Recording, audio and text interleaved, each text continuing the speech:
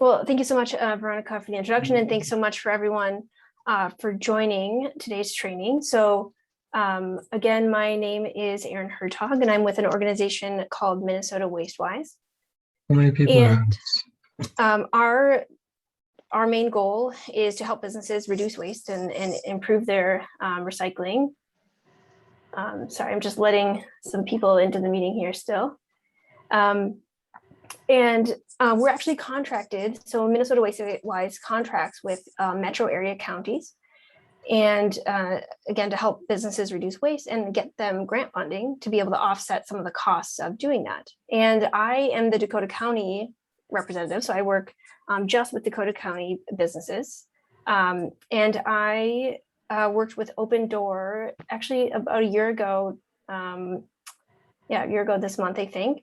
Met with Adam Hoffman at the Apple Valley site to look at some opportunities for reducing waste. So Adam was primarily interested in, reducing food waste and diverting it from the landfill.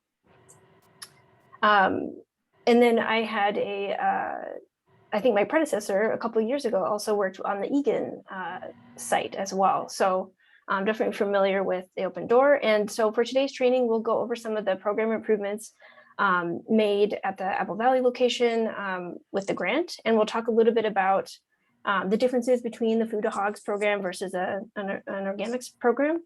And then we'll get into how recycling works, and we'll go over some tips for recycling. And then we'll end with sort of a recycling activity, if you will, kind of testing your knowledge of, and that's when we'll have everyone unmute themselves and kind of share where you think the items go, whether they go in the trash, recycling, or organics. And then we'll be able to answer some questions at that time. So I probably would say just to hold off on any questions till the end. All right. Recording in. So again, just that background I already mentioned, our main goal is to help businesses reduce waste. And I work in Dakota County, but we work metro-wide in Ramsey, Washington, Anoka, Carver, and Scott counties as well to help businesses get that grant funding for their programs. And the overall goal, the reason also why this funding is available is that the state has a goal for the metro area to reach a 75% recycling rate by year 2030. So it's an ambitious goal. We recycle about 50% of our waste here in Dakota County. And so we have a little ways to go. We want more and more businesses on board with improving their programs to be able to reach that. So just wanted to touch a little bit on that grant program. Again, this is a program that the Open Door took advantage of over the years. And most counties offer the similar programs. It's usually up to $10,000 in funding for eligible expenses, including recycling and organics bins. If you have a composting program, it would provide funding for 6 months of compostable bags, 6 months of organic hauling services, and some other items like reusable dishware to encourage reuse versus disposable, refrigeration for food rescue organizations, water bottle filling stations, and staff training. So those are all items eligible through the grant program. So what did we do at Open Door? Again, I worked with Adam Hoffman at the Apple Valley location. And some of you might recognize this photo on site there. So we worked to the main goal was to divert food waste from the landfill. So we opted for a Food to Hogs type program to divert all of that food waste. Since it all is just food waste, there's not really a lot of other compostable paper going on. The Food to Hogs program seemed to make the most sense. And we'll get into a little bit more detail about what that looks like. So that was the first priority. The second thing was, as we do with all businesses, is we look to see what's happening with their bins on site, with their recycling bins. Are all the trash bins paired with the recycle bin? Are they color coded to help with education? And do they have labels? And if not, we come in there and get grant funding to be able to get more bins and labels for all the bins. And not only are these recycling best practices, but they're actually rolled into Dakota County's recycling ordinance. So pairing bins and labeling bins are actually required for all businesses. And then thirdly, staff and volunteer education is really important for a successful program. So, we provided some resources initially, and I'm really glad we're doing this training here today. And I can follow up with more resources as well afterwards. All right, so just a little bit more about a food to hogs program. As the name suggests, food is going to hogs instead of going to the landfill. So this is what the Apple Valley site has done. So all the food scraps or non-edible food can be disposed into these green bins, which are provided by the hauler. And the hauler for food waste for food to hogs is Barthold, and that's pretty much true. They're kind of the main food to hogs hauler in the metro area. So Barthold Farms, the picture here is the owner, Pete Barthold. I think he has pig farms, and so it is a very local operation, and obviously a great way to get food out of the landfill and replace the need to spend more resources growing food, for the pigs. So just to note, only food can go in here, no paper products. And the other thing they don't want in there is coffee grounds. I think the coffee grounds is because that can be harmful somewhat to the animals. So they prefer those not to go in. All right, so that's food to hogs. And so that is a bit different from what we would call a traditional organics recycling program. And I believe this is what was set up at the Egan Open Door site.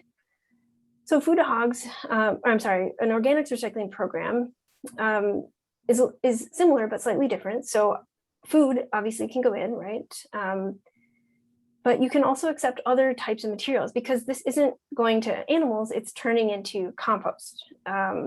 So some paper towels, unlined paper, like paper towels, napkins, tissues, but also certified compostable, BPI certified compostable products. So you've probably seen, compostable coffee cups, compostable plastic, utensils, and those kinds of materials could also be accepted in here. I will say, just to note here that the county, specifically Dakota County, has moved a little bit away from promoting anything other than food waste to go into a compost program. And the reason is because we've seen a lot of contamination with compostable products going in. So for example, people may be being confused about whether the coffee cup is indeed certified compostable or whether it might have some plastic lining in it. So they've seen a lot of little plastics entering into the compost as a result of allowing other types of products to go into these programs. So, it's not to say we can't have a successful compost program that has those products.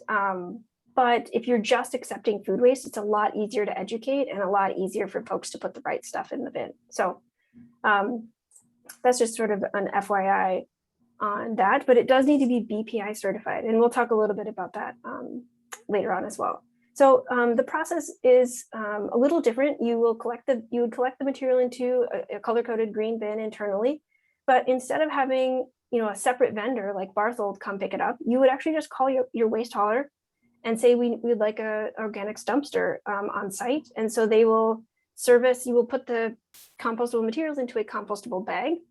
The bag will go into the dumpster, and then that dumpster gets picked up by the hauler, and that gets delivered to what's called an organics recycling facility. And there are 2 organics recycling facilities in the metro area. There is one in Rosemont and one in Shakopee. I would imagine most of your material from the Egan site is going to the Rosemont site, but I'm not completely sure on that. Either way, it's treated similarly. The items are going to be dumped onto, kind of the tipping floor and examined for contamination. They've sort of stepped up. If there's a lot of contamination, they'll just reject the load. It needs to go to the landfill. So that's another reason why, we really want to be careful of what you're putting in there. Once it's deemed, passable, it'll go into some big piles, and they really want to heat this stuff up. Heat it up hotter than you would a backyard compost, because we have bones to break down, meat to break down, we have plastic, compostable utensils to break down. So it needs to be really hot. And so they'll put them in what's called those windrows, which is pictured on the kind of the middle there. Big windrows where you have the right carbon to nitrogen ratios, you have oxygen being pumped into there, and it's turned every now and then. to just get those piles nice and evened out and broken down. The end result is going to be that compost, that nutrient-rich compost that can then be used for, a soil amendment, farming applications, gardening applications, and it reduces the dependence on synthetic fertilizers and such. So definitely a good environmental benefit to that. All right, so that's organics and composting. So now I want to move on to recycling. And how does recycling work? I actually find this recycling to be much more complicated than composting because there are just so many different rules and things to be cautious of when you're recycling. So I want to describe a little bit how that process works because I think it's pretty eye-opening to understand, and it helps you understand what items you maybe shouldn't be putting in the recycling. So how does recycling work? So you put your recycling into a bin, right? We nowadays have what's called single stream recycling, which is all your bottles, cans, cardboard, paper, glass can all go into the same container to be mixed. Whereas, a little while back, some of that stuff was separated. So now that it's all in one bin, that means somebody else has to do the sorting. And that somebody else is called a materials recovery facility, or a MRF for short.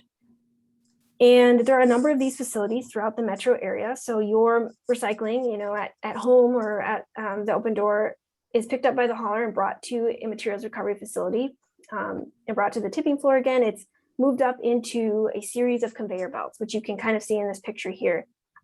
It's kind of crazy, all the different conveyor belts and sorting equipment working to try to sift out that material into its different parts. So the first thing that happens is the lighter material will kind of get sifted up with these gears that kind of pop the lighter stuff, the paper and the cardboard, up onto a conveyor belt, and the heavier material will fall down. And then there's a series of there's people on the line, actually manually picking out some stuff, picking out contaminants. There's magnets pulling out some of the metal cans. There's what's called an eddy current that's collecting the aluminum. And there's a really cool piece of equipment called an optical sorter. And the optical sorters are there to sort plastics. So you may know there's different kinds of plastics, and we only really want to recycle certain kinds. And so the optical sorters actually will measure as the recycling is going along this conveyor belt. It'll, with a little laser, will point at the plastics, measure what kind of plastic it is. And if it's the right plastic, it will shoot a puff of air at the plastic bottle and shoot it into the right bin. Some technology actually uses robotic arms. So on the line, the robotic arm will be trained to see milk bottles, for example, like number 2 plastic milk bottles. So the robotic arm will actually snatch those on the conveyor belt really quickly. So it's pretty neat to see that type of equipment, sorting equipment. If you ever get an opportunity to tour one of these facilities, I highly recommend it. But what you'll also see is that this is not a perfect system. If you have plastic bags in the recycling, for example, you will quickly see upon touring one of these facilities what happens when a plastic bag enters into the recycling. It immediately gets tangled around the gears and sorting equipment and shuts it down, and they have to take hours to try to cut that stuff off.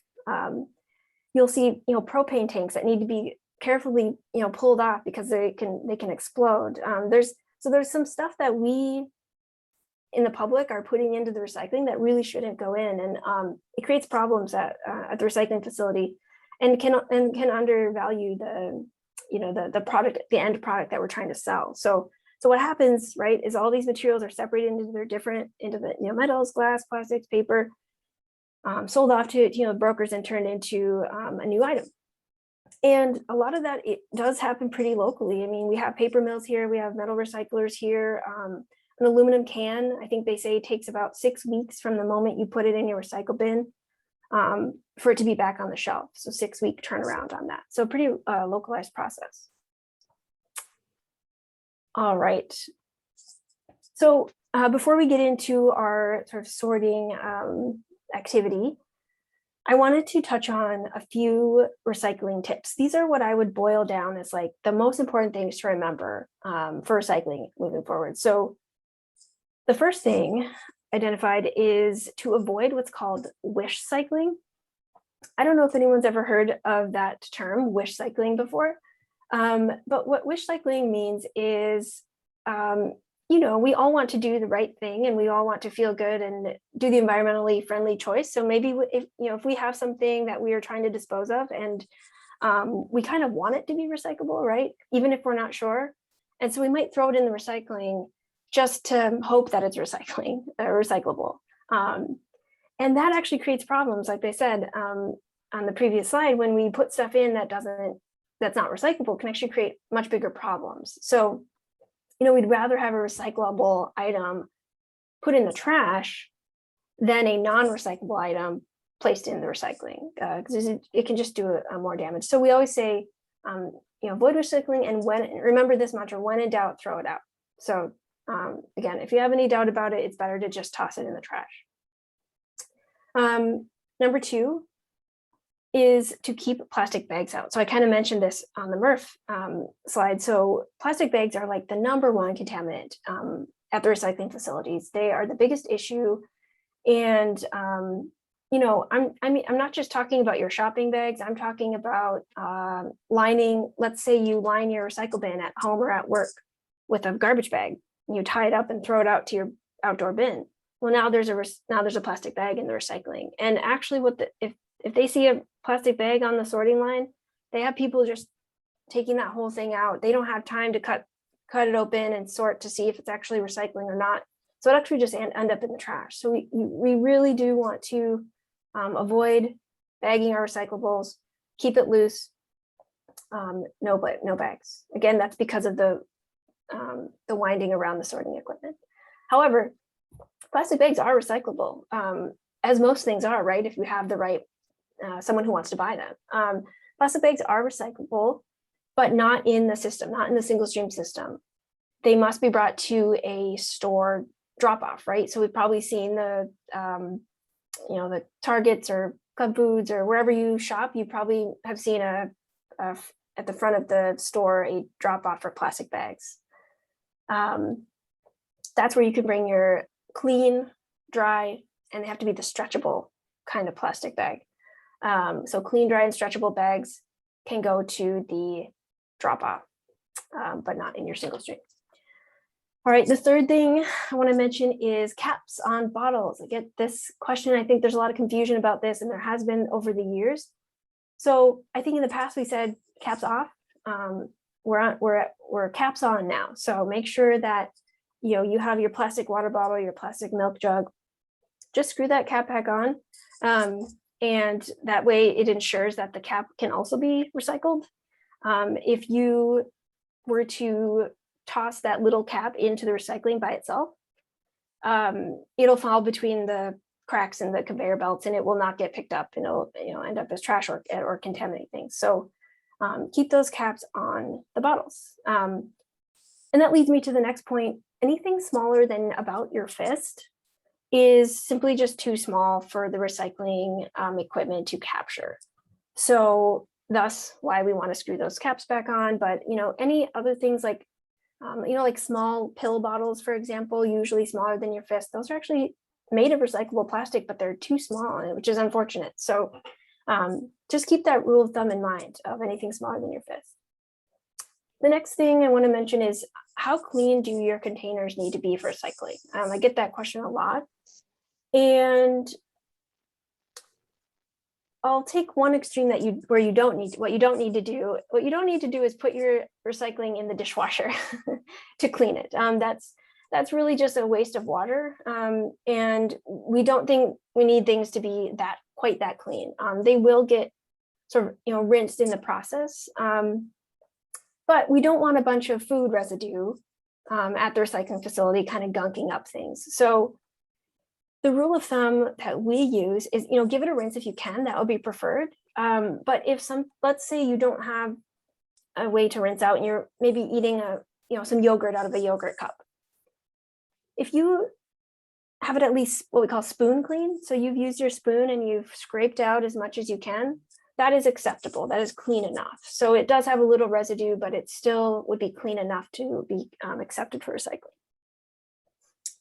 All right. And then the last one is those chasing arrow triangle symbols on plastics. So you've probably seen those markings on the bottom of plastic containers. This is highly misunderstood, I would say, in that they look like they're telling you that that bottle is recyclable, right? It looks like a recycle symbol.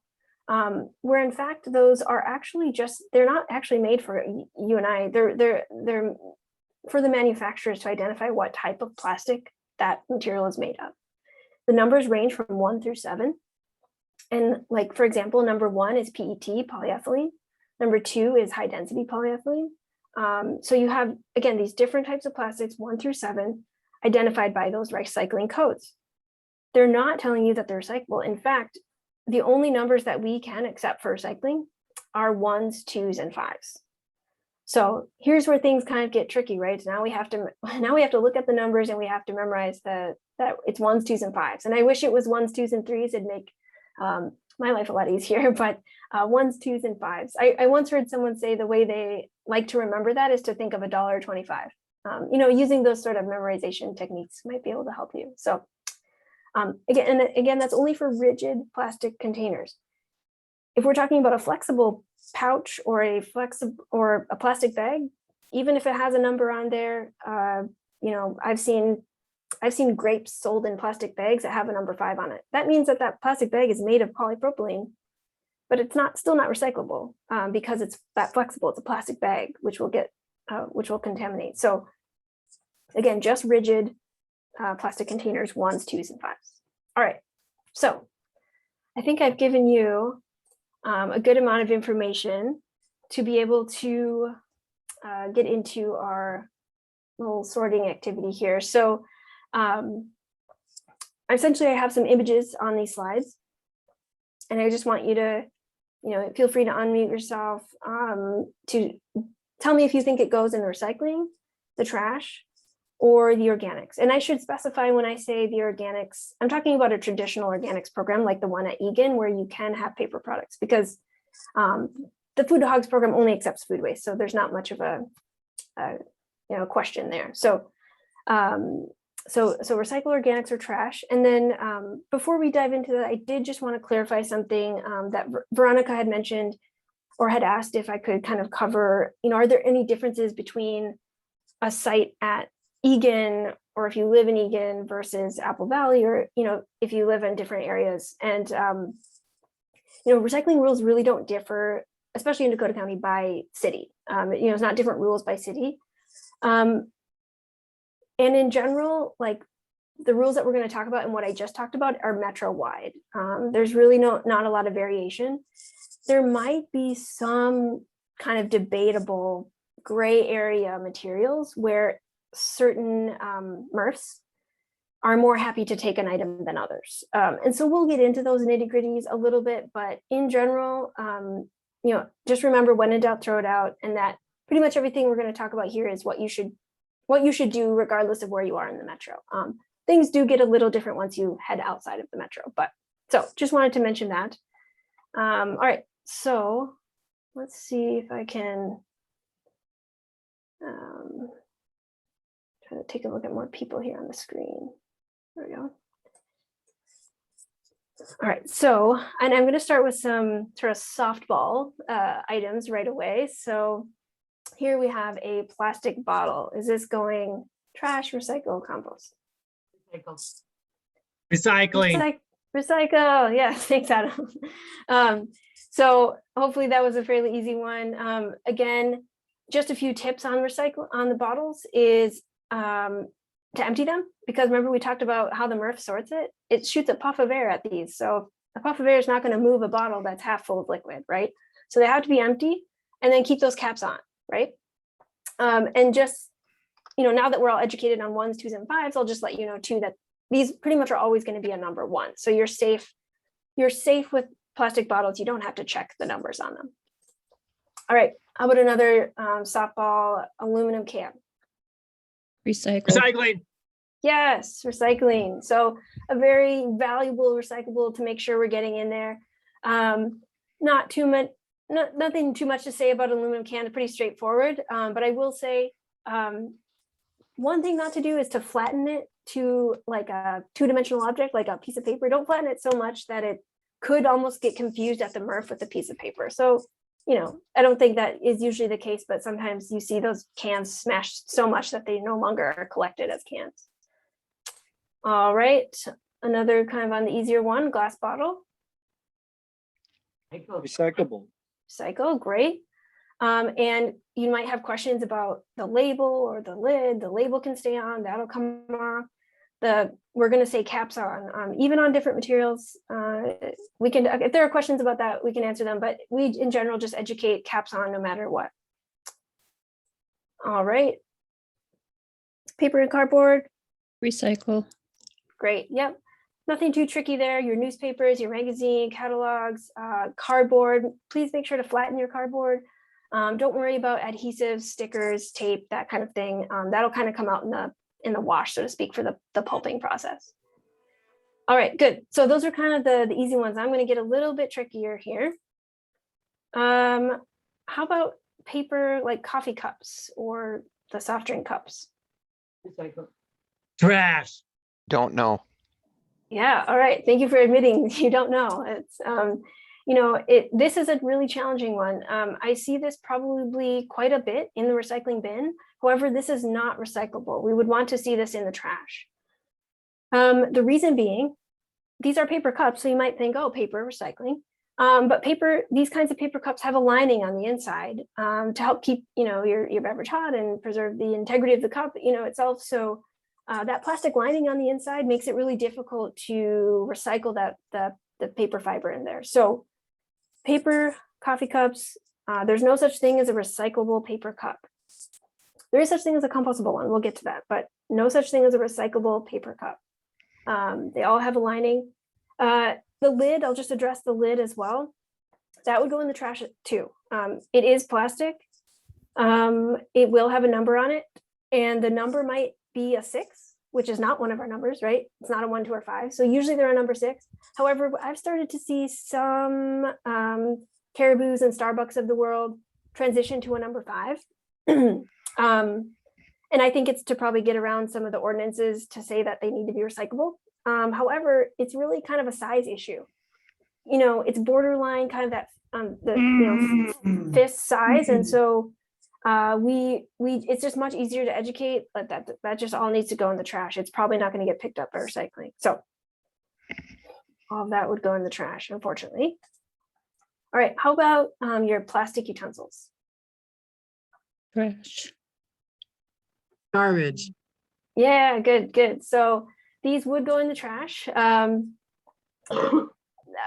couple reasons, but number one, there's not actually going to be a number on these plastics. You won't find one on there to identify it. And number two, I guess they're taller than your fist, but they're just so narrow, they're going to fall in the cracks. They're not going to get picked up by recycling. So, use reusable silverware when you can. But if you have a traditional plastic utensil, it would need to go in the trash. All right. Okay. So that kind of leads us to, and this one's sort of a giveaway here, but there are compostable versions of these items, right? Compostable, fork, spoon, knife, compostable cups, plates, etc. Again, like I mentioned earlier, these can be composted in a traditional organics program, in a commercial organics, I should say, not in your backyard compost. Again, it doesn't get hot enough, and I can't emphasize this enough, it does need to be BPI certified compostable. And you can see that logo in the middle is what the BPI logo would look like. You can actually go online to search for BPI certified compostable products, but do just make sure that it does have that certification, because otherwise the sites cannot know for sure if it's been certified or tested that it actually breaks all the way down and doesn't leave microplastics. So BPI certified compostables can go in the compost, otherwise would go in the trash. Great. All right, how about cartons, like milk cartons, juice cartons, even like shelf stable, broth types of cartons? Recycle. Recycle. Good. Okay, I usually get a couple of trash answers in here because it's confusing, right? We talked a couple slides ago about how coffee cups are not recyclable, but cartons are. Well, what the heck? These have lots of like different things going on in them. There's plastic, there's, you know, kind of a coating on the inside. There's aluminum actually on those shelf stable ones. All you really need to know is that they're recyclable, and just kind of remember that. I will tell you the reason why, though, is because we have a special partnership here in the metro, and other communities do it too as well, but with the Paper Carton Council. And the Paper Carton Council has figured out a way to strip out the different things like the plastic coating and get at that virgin paper to be able to recycle it, and get at that aluminum to be able to recycle it. So because of this partnership with, like, the MRFs will, you know, send this material off to these folks that will take care of recycling those papers. So because of the partnership with Paper Carton Council, these can be recycled. And it does include, you know, even juice boxes. Take out the straw, of course, but those would be accepted in recycling. All right. How about I'm sure you see this quite a bit at the open door, a berry clamshell. Recycle. Good. So it is recyclable, but because, you know, now we know the rule of plastics of 1s, 2s, and 5s, we're going to look at the bottom of it there, and you can see this is just an image of a number 1 plastic. So pretty much all those plastic clamshells for produce and whatnot are going to be a number 1. So you probably don't have to worry too much about checking those numbers. But good. All right, here's another one. Some of you may know what I'm getting at with this, but what about a black plastic tray? Trash. Recycling. All Depends on right. your hauler. Yeah, so this is a tricky one. Can't get my computer up. So black plastic is most haulers would and MRFs in the area do not want black plastic. So we educate that it's not recyclable. The reason, there's a couple reasons. Number one, MRFs have a hard time sorting this material because it's the same color as the conveyor belt, right? The optical sorters are what's measuring the plastic. And it's just hard to read. It's hard to read that it's black. Secondly, it's already made of, you know, all the different colors of plastic went in to make the black plastic, and now the black plastic cannot turn into a clear plastic or some other colors of plastic. So it's not as valuable at this point. So because of those reasons, most MRFs and haulers do not want to accept this plastic. I would put this on the list of like possibly check with your hauler, but I will just say in general, we educate metro-wide not to include it, because even if a hauler accepts it, it's not because they have a magic solution for recycling it. You know, it's because they have a little bit higher tolerance for lower valuable recyclables. So, you know, just take that in mind as you're making your decision, but when in doubt, throw it out. So keep that in mind. If you really want to check with your local hauler, you know, you could do that, but. Karen, Okay. is this, I have a question. Is this true for all colored plastics, like the blue mushroom bins? Are they recyclable? It's just true for black plastic, and Okay. don't ask me why but that's what we've been, you know, that's kind of where the rule lies. So if it's another color, they're more happy with that than they are with the black plastic. Good to know. Yeah, good question. All right. So I have another one here that's just to kind of showcase something for you, but what's your instinct for a yogurt container? Recyclable. Yeah, recyclable, right? And most yogurt containers are, and I have always educated yogurt containers are recyclable, and always look at the bottom and it's always a number 5. However, I've recently discovered there are some differences out there. So in fact, I picked out these exact containers out of a trash or recycle can one time and looked at the bottom of the one on the left, and there was a number 6. So it's actually made of polystyrene, whereas the one on the right is number 5. So that kind of blew my mind a little bit, and also just doesn't help with education, right? Because I used to say yogurt containers are good, but now you might want to look and just double check that it's not a number 6. And I also just mentioned this to show that we as consumers have some choices, you know, when we make our choices at the grocery store too. Is if you start noticing like some of my favorite brands are not using recyclable packaging where some of the other ones are, you might be able to switch as long as you're not too tied to that, particular brand. So we do have some choices to make at the grocery store. All right. Another little bit of a confusing one, but what's our instinct on egg carton? Reusable. Trash. Compost. Good. Yeah, so I heard someone say reusable, which is even better, right? If you have a reuse for it. Some people can bring them back to certain vendors, although a lot of them aren't taking them anymore, but you could, plant seedlings in them and so forth. But in terms of disposal options, if you have a commercial composting program like the Egan site, those can go in the compost. Even if you had a backyard compost, this stuff, it's not lined, so you could tear it up into little pieces and throw it in there, no problem. In terms of if you don't have a compost option, so at the Apple Valley site, it's just food only. So really the choices are recycling or trash. And this is where you do start hearing different things from different haulers. Like Aspen Waste, which is your hauler at the Egan site, does not want these in the recycling.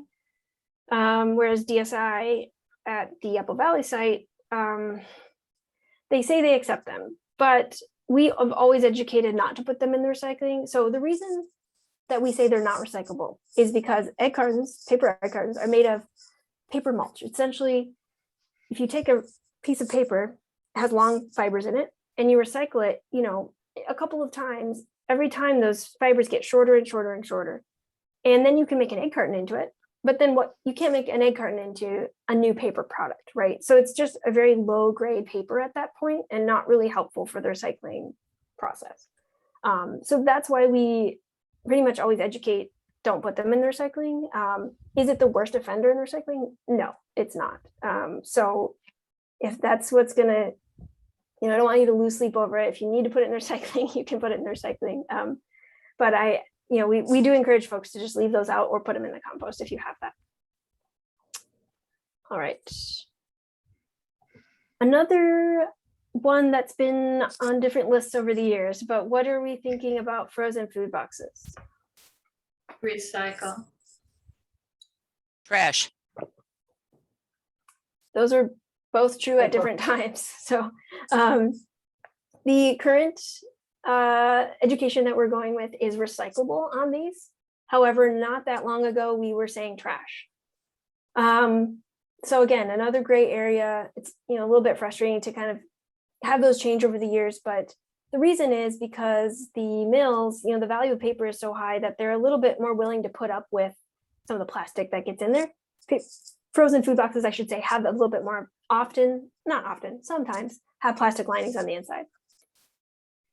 That's less and less likely. And so I think that's why the paper mills are just, accepting of these paper boxes now. So we are going, educating, go ahead and put those in. This might be another one to throw on the list of check with your local hauler just to be sure. But again, I've gotten approval kind of to educate that we can put those in the recycling for Dakota County. So that's frozen food boxes. And then how about your kind of delivery pizza kind of boxes? Recycle. Adam's pretty confident. Only if no grease. Okay, I like that. I like that answer. Yes. So the grease, cheese, oil is going to impact the fiber quality on that. And so, this box, the actual picture I'm looking at, I wouldn't put that in the recycling. Maybe I'd cut off the lid. I'd cut off the lid and put that in the recycling, but I would not put that bottom piece in. You could put it in your compost program. If you accept paper. So that's where I would put that, but I would not put that in the recycling if it has that much grease on it. All right, very good. I'm winding down here, a couple more items. How about paper towels and napkins? Recycle. Compost. All right. Yes, if you have a compost program, commercial compost program, these are absolutely accepted in there, but we would not recycle them. So if you don't have a compost program, you would need to put them in the trash. Again, this comes down to fiber quality, and they're probably going to be contaminated. So across the board, we we would always, we would not want these to go in the recycling. And I think all haulers agree on that. Or I know they do. All right. So here's one I threw on here as a sort of,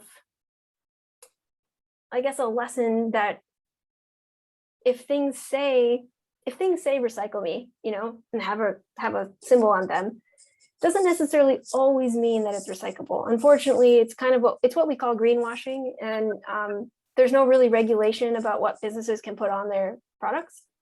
So I had a container of Tom's toothpaste and noticed that there was a symbol on the back that says, "Once empty, replace the cap and recycle with number 2 plastics." So that sounds great. Wow, I can recycle my toothpaste too. But you know, I knew better that these are generally not accepted in recycling, and so I contacted all the area MRFs, and they all agreed that, you know, they can't set their sorting equipment for one brand. You know, it has to be, you know, additionally, it's very small, so they would have to change all of their sorting equipment to be able to collect this one brand that claims it's recyclable. So again, it's sort of false advertising. Adam, did you have a question? Yeah, I have a similar story with toothpaste. One time I called the company and I was like, so this thing says it's recyclable. What's actually recyclable on it? And they took a while to get back to me, but they're like, the cap is. I'm like, no, it's not. It'll just get lost. Exactly. Yeah, it happens more than you think or more than you'd want to hear. So trust your judgment. And again, remember, when in doubt, throw it out. But those small little items are not recyclable. It doesn't matter if it says it's a number 2 or a number 5. If it's too small, or if it's flexible, or if no other brands, you know, it's probably a clue that it's not recyclable. You can always ask your you know, local expert or myself if you have questions. All right, so that one would be trash. Okay, I think this is the last one. Save the most important for last. So what are we doing with our plastic bags or plastic film? Using him to scoop the litter box. There you go. There you go. Yeah, that's great. A reuse option. I return them to the grocery store where they take plastic bags for recycling. Return to the store too. Yeah, perfect. Yeah. Don't have cats. Yeah. If you have cats. So, then- and I have a question. Any of the plastic, like that one on that sealed air, Yep. you can take those in. Yeah, so I'll talk Okay. a little bit more about that. So the sealed air, you'd want to pop out the air. They'd prefer that. But the rule of thumb for plastics to take to the grocery store, again, we're not putting any of this in our recycling, but to take it to the store drop off, as long as it's clean, dry, and stretchable. So, you know, give it a stretch, and if it has that give to it, that's the right kind of plastic that they will accept for those programs. Those programs, just so you know what's happening, they do get recycled. Trex is a company that usually is the kind of outlet for this material, and you may have heard of Trex decking. So it's usually turned into that recycled plastic decking material. So plastic shopping bags, bread bags, newspaper bags, air pillows, even bubble wrap. They don't love bubble wrap, but it can go in. Even Ziploc bags, if and I've heard different things that you're supposed to take the zip off, but now I guess you don't have to. But again, clean, dry, and stretchable, and those would be able to go in. Dry cleaning bags? Yep. Oh, okay. Yep. Good to know. Yeah. So you know, you Anything just gotta, yep, clean, dry, and stretchable. You know, an example of like a non-stretchable, like going back to like the grape, you know, if you ever get packaged grapes, they're often in that crinkly type of paper. It's no stretch to it. So that would have to go in the trash. So yep, you can collect all that, go to your store drop off. You just have to find room in the store drop off, right? I always feel like those are jammed full and you have to pack it all down, but so those can all go in. All right, well, that's what I have for everyone for my part. So I'd be happy to stop sharing here and take any other questions that there might be.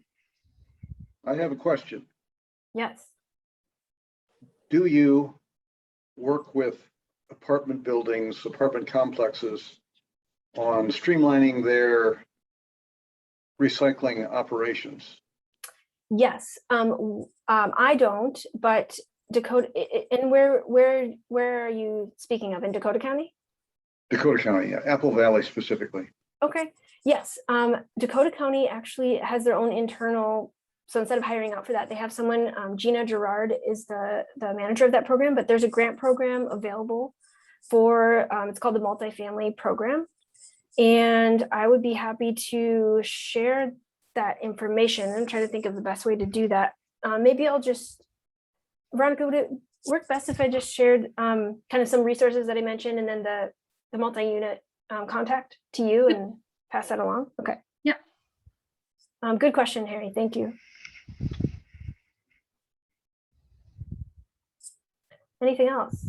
I have a question about, you said plastic just has to be scooped out. So something like a jar of peanut butter. The peanut butter question. Yeah.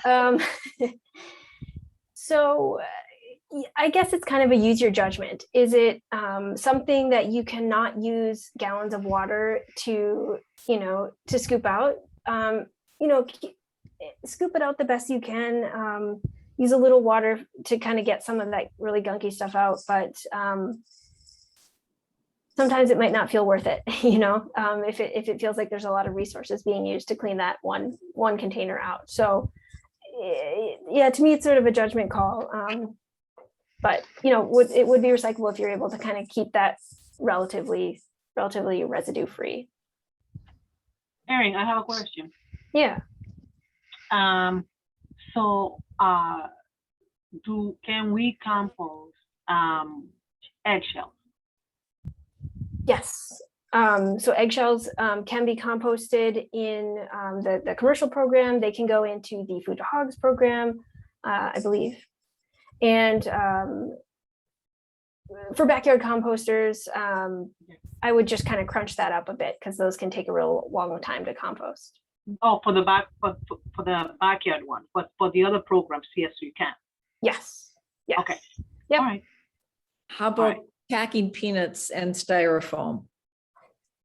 Yep. So packing peanuts and styrofoam, reuse where you can, but those would have to go in the trash. And I know we've seen some of those biodegradable packing peanuts where if you put it under a stream of hot water, it disintegrates. So in the past, they've said that those are acceptable for commercial composting, but we really can't verify if there's any residuals in there unless they're BPI certified compostable. So we just educate that would all go in the trash. Some of the mailbox and shipping places that will help you pack stuff, they will take it from you unless that's changed from COVID. I don't know, but I brought the packing peanuts and things that I had something shipped in, and they took it to reuse it. I just dissolved it in the tub. Does that hurt the water is what I'm wondering. I can't answer that question. I'm not entirely sure. That's a good one. To watch. Yeah, there's that. But what's going in the water? Would be my thought. Right. Which is why I'm asking if she knows. Yep. Yeah, I'm not 100% sure, but again, because we have hesitancies about what's in it for composting, I imagine there's hesitancies about what's in it for the water. But I'm not really that well educated on that. My guess would be it's microplastics that they can't filter out that we're then ingesting. Is the current common concern with a lot of the microplastics and everything right now. Should be out of Cola City and find out if it can go in the water. What about like regular mailers, like you might, or not packages that aren't in boxes like you get from Amazon, those like that say they're recyclable, but I'm not sure if it's true or not, kind of like on your toothpaste. Yep. No, that's a good question. And I don't have a simple answer because it's one of those debatable ones. If you ask me personally, so I think we're talking about like those white plastic mailers from Amazon with the bubble wrap in the outside.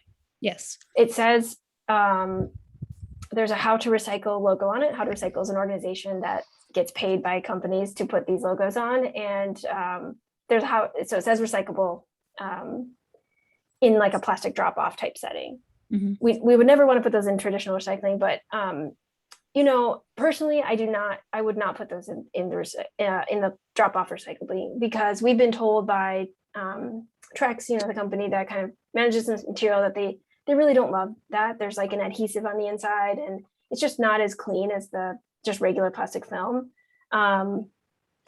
But you know, technically they are saying they're recyclable, which I think is probably just a partnership that they have. But so yeah, I don't have a very clean answer on that, but I think you'd be okay either way, putting it in the film or the trash. Okay, and then there's also ones that come, I can't remember, like maybe EPS or whatever, that are actually, you know, brown, you know, kind of that brown stuff on the outside, but it still might have the bubble wrap inside or whatever. Yeah, right. If there's bubble wrap on the inside, that would have to be trash. Those are two different materials. But I've also started to see some of those brown paper envelopes that if you open them up, there's actually little white kind of styrofoamy like pieces in there, or like newspaper filling. Again, I think that's their best attempt at making a recyclable package, but you really, when you introduce any other material other than paper in there, you're really just adding contamination. So I would err on when in doubt, throw it out for all of those types of packaging. All right, thank you. Yeah, good questions. What about extremely glossy junk mail? Does that just count as paper? Yeah, it can go ahead and go in the paper recycling. I will say it's not as quite as valuable as the stuff with less of that gloss on it, but it would be accepted. Yep. I don't recall what we said about tin foil or foil. What the rules are around that? So with foil, the rule of thumb that we educate on is if it's clean enough, you know, and if it can be balled up into a good size, like 2 or 3 to, you know, Pop inch can ball. size. Yeah, more or less. Then it could be recycled. You know, just keep in mind it has that fist rule. So bigger than that. Yep. Okay. And then those foil like trays, those foil dishes or trays, those are recyclable. Yep, those would be recyclable. Just kind of make sure they're clean. Yep. Okay. Where I get twisted up at the open door is when things are past their shelf life, potato salad, pasta salads, they get dumped out of the plastic containers pretty well into organics. I think that makes sense to me, but those containers just then seem too messy to me to be recycled. Is that the right call? Yeah, well, I don't want to kind of like, if you don't have the labor to be able to rinse all of those, you know, I don't know that it means you shouldn't recycle them. I think it would be preferable if they were rinsed. That would be the preference. If you've really kind of scraped as much as you can out, but there's that residual kind of, you know, food residue. No, we don't have spoons and spatulas, so it's a tough spoon or to spatula scrape would be the best, I think. Case if you do have too much of that food in there, I think it would have to go in the trash. So okay. Yeah. Oh, Erin, one more question. So you said that the pop can be crushed or no to be recycled? So all I was saying is it can be crushed, you know, to save some space or to kind of crush it vertically. But one thing sometimes we see is that they're crushed like this way, like a pancake, to kind of more of like a piece of paper. And that's when it can get confused at the MRF as paper. So just keep it 3-dimensional. Okay. Yeah. Okay. Thank you for clarifying that. Absolutely. Erin, there was a question in the chat earlier about taking like some of the labels off of like a plastic bottle or something. And I've definitely seen on certain brands of like Chobani or Fairlife milk cartons or something where there's a perforated piece on the plastic and it says "remove me before recycling." Yeah. Can you speak to that at all? That would be preferred. I mean, that's what the MRFs would prefer, is those plastic. Those are unfortunate. I wish those weren't on the market, but I think that's the company's way of trying to comply, is by saying remove me. I would try to do that. It gets, yeah, I think it kind of devalues the plastic to have that in there. So if they are removable, remove them. Yeah, if you're getting a bunch of those in and you can't remove them, I don't know, you might have to toss them. And kind of the same goes for those cans. You started to see some cans out there with those plastic coatings on the outside, those sleeves. I try to remove those. If you have the time to remove those, it's just going to make it a lot higher chance that it gets to the recycling. Right. Well, we're almost I got one quick one, Veronica. Veronica? Okay, we have time for one more, Erin? Okay. Absolutely. Yeah. Hey, I heard that China wasn't accepting our plastics anymore. So are the plastic containers, the clamshells that we are putting on our recycling, are they really being recycled?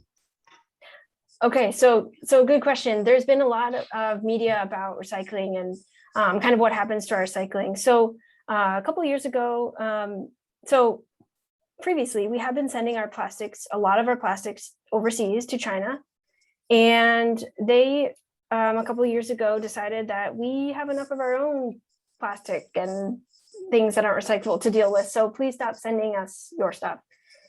And so they did shut their doors to our exported recyclable plastics. And but to be honest, a lot of it was contaminated. We were not doing a very good job, and it was contaminated material. So that's kind of one reason. However, are they being recycled here? Yes. So it really, when that happened, the coasts got hit pretty hard. East Coast, West Coast. They're still working to get back online.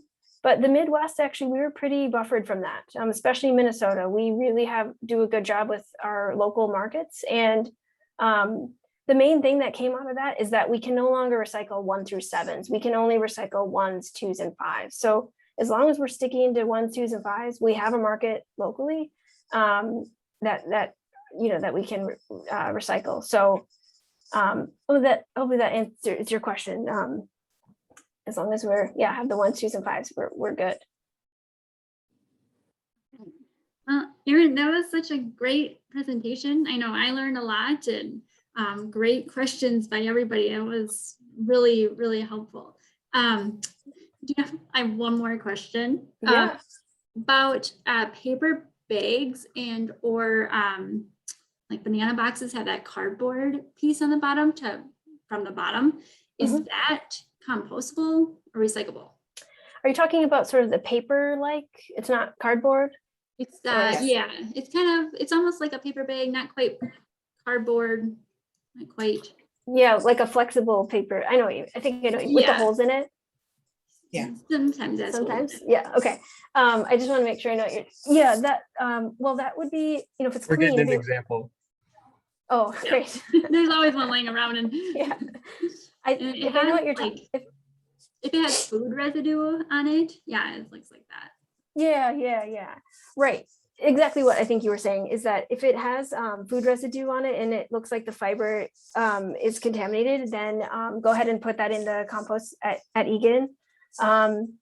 If it's relatively clean, just put it in the recycling. It's definitely good to go in there. I would only not put it in the recycling if it's pretty, contaminated with gunky stuff.